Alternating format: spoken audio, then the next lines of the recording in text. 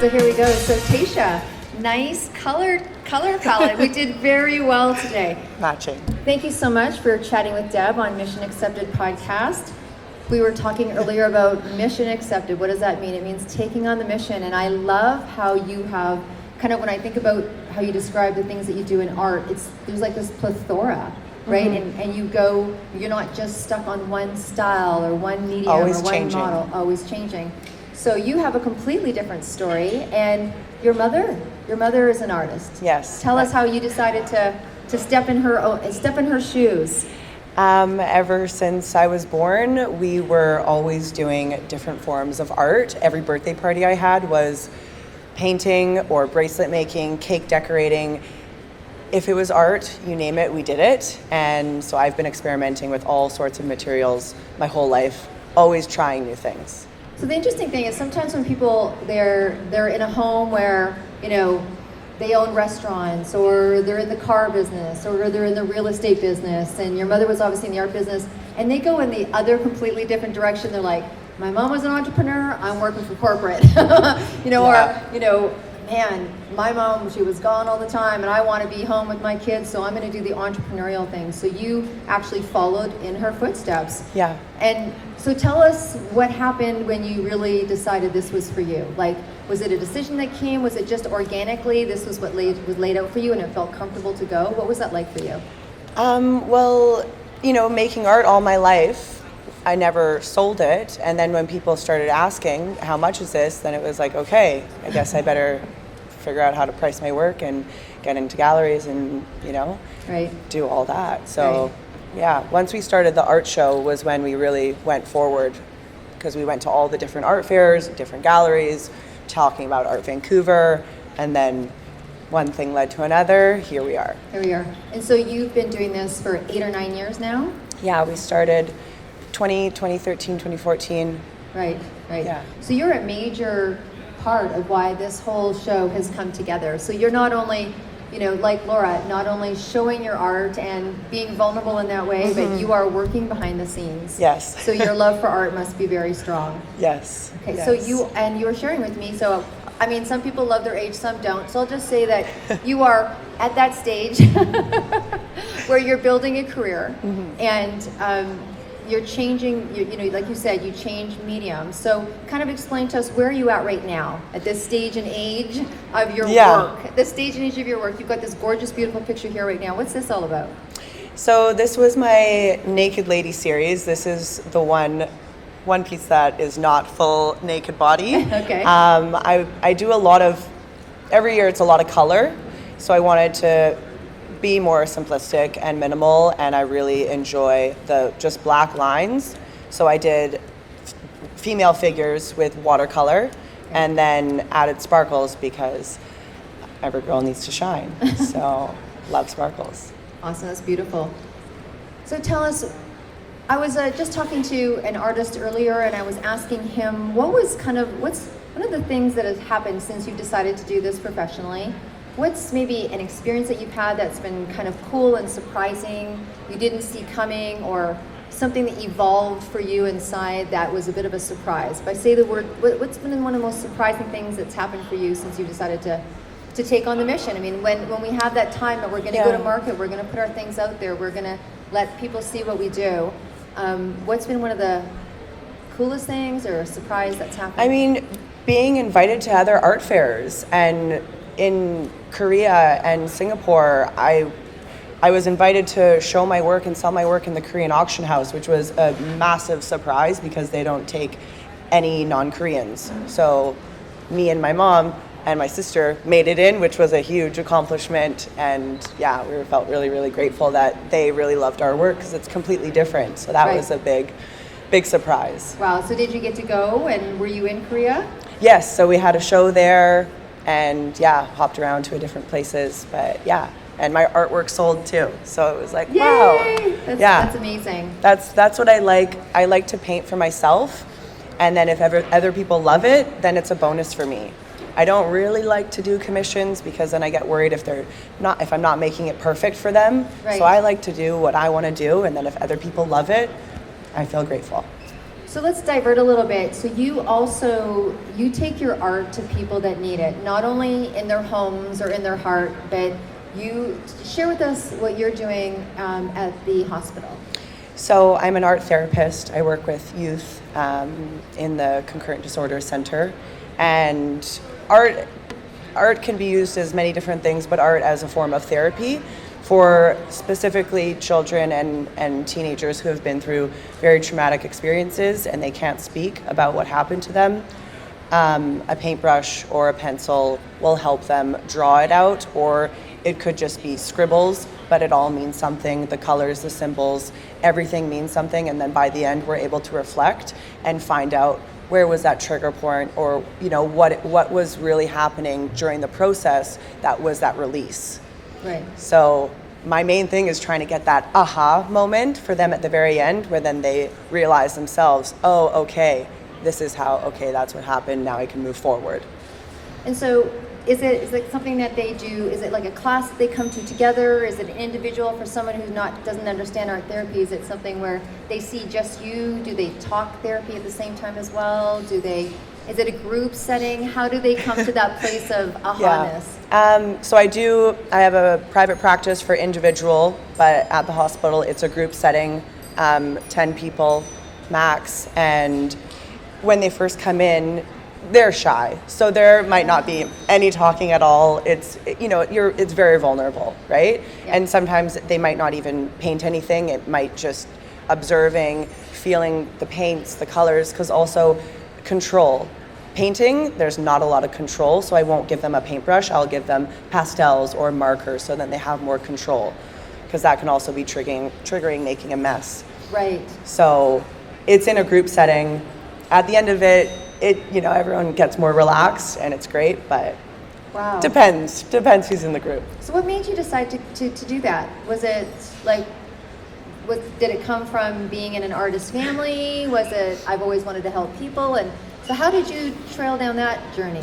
I've always wanted to help people. I went to school for psychology. Okay. Wanted to be a psychologist, and then I worked in an office helping. And then I realized I don't want to be in a room talking all day long, and that takes a lot out of you. But I also love art, so I thought, okay, there's expressive therapies, what other avenues? And then I found the Art Therapy Institute in Granville Island, and I thought, okay, this is perfect. My love for art, my love for helping people, let's put it together. And it's, a very big passion of mine. So. Wow. And how long have you been doing that? 3-4 years now. Okay. Yeah. Is there a moment or someone that, we can't go into someone's story, but was there something particular that really grabbed you, or that you've had a magical moment doing that work?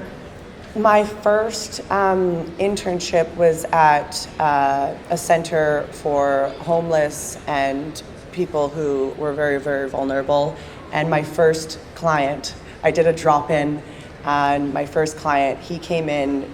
We didn't really do much art per se. Right. It was just kind of drawing, scribbling, and he was able to tell me his whole story and why he was there, and really, really opened up. And so I wrote him a ritual, a morning ritual for him to go forth. And a week later, he sent me an email just crying, so happy, and that I was very, very helpful. So then it just kind of reassured me, this is the path that I need to go down, and I'm helping people whether or not they say thank you so much for helping. Yeah. I got that reassurance, and then I was like, okay, this is for me, here I go.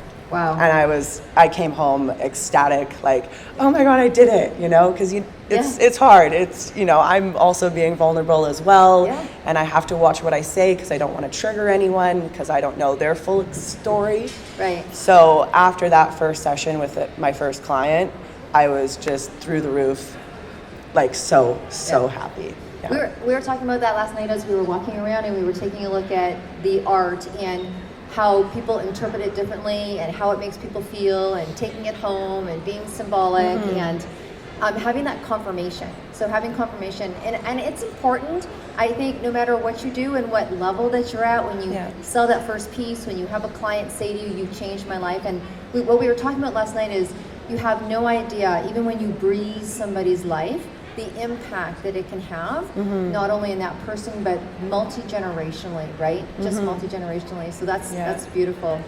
So tell me, you were sharing earlier that you do that you change your art. So some artists, they're like, this is what I do. I do pop art. I do, the masters. I study the masters. Yeah. So I do wood. I do metal as my medium. I photography. And you seem to have this beautiful, organic, I'm turning left, plot twist kind of artist inside. Tell us about that.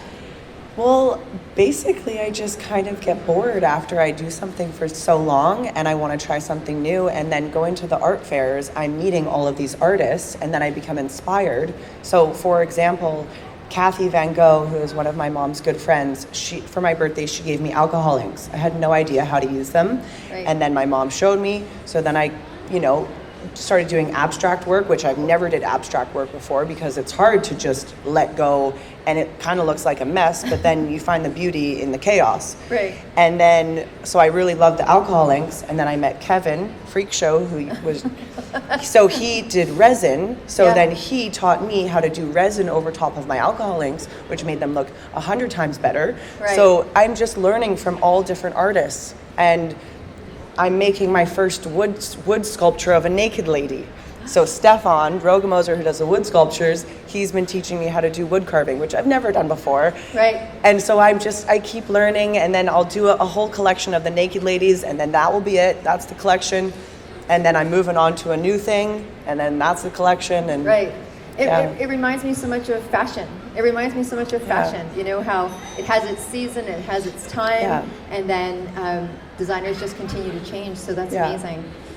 So share with us, is there anything that you would like to say as an artist that's been a part of your journey, that's been really impactful for you or confirming for you that you can share with people that are also artists? I mean, our whole show is about whether you're an entrepreneur, whether you're an entrepreneur, which is people that do multiple things, which sounds very much like you.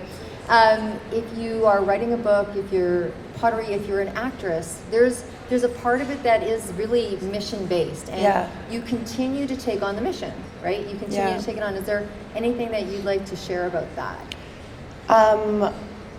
Mainly it's just go for it, right? Like, don't let anything hold you back. My mom, starting this, people will put you down, and to not listen to them and basically to follow your heart, and you're never going to be ready. So just go for it anyways, because starting my business, it was like, when I was in school, nobody told me how to start a business. How do you do this? Well, you don't know, so you're not just going to not do it. You just have to go for it, and you learn along the way.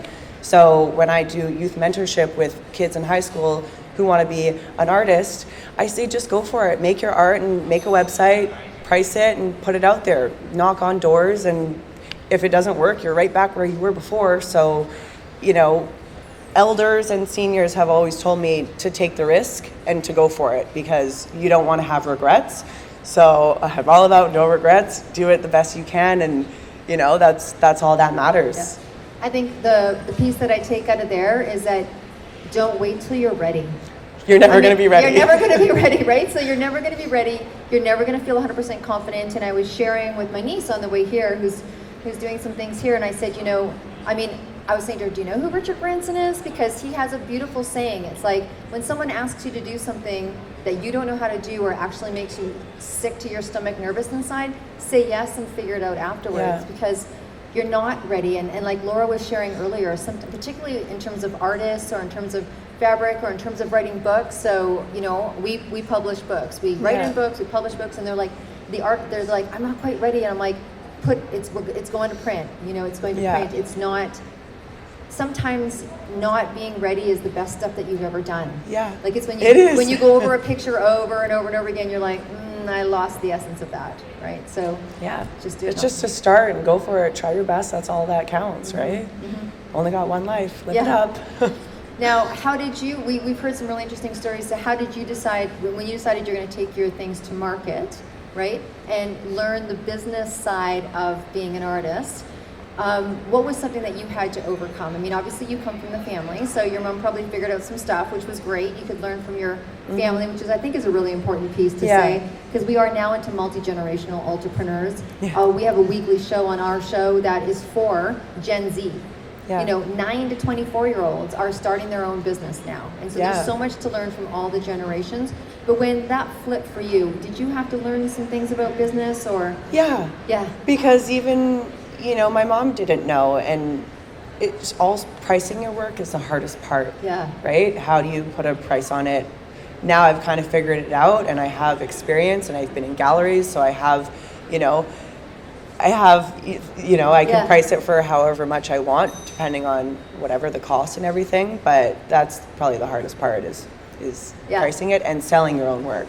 I like making it, and if someone likes it, great. But it's hard to go out there and just sell it. I think that's a very common theme with many things. Things. Okay. I so appreciate your time today. I think that what you're doing is incredible, not only in terms of being able for someone to take something home and feel good, but the kind of work that you're doing and how you've been able to combine helping people with the artwork itself is really quite commendable. I'm so happy to hear that what it is that you're doing. Is there anything, before I ask you that last question that you've been hanging out that you probably already know your answer to, but please tell people how they can get in touch with you, but is there anything else that you want to share before we wrap things up here today? No, I think we went over a lot. I mean, I've got websites. Yes, please tell us what it is. www.taishateal.com, and then my art therapy one is Taisha Teal Art Therapy. I'm also on Instagram, Taisha Teal Art. Here's a question for you. So out of that, from a business standpoint, your website, your Instagram, other places that you put your things, where do you get the most traction? Where are people finding you the most? Well, depends on what. For art therapy, it's word of mouth. It's the people that I've worked with that come back and tell other people that they like working with me.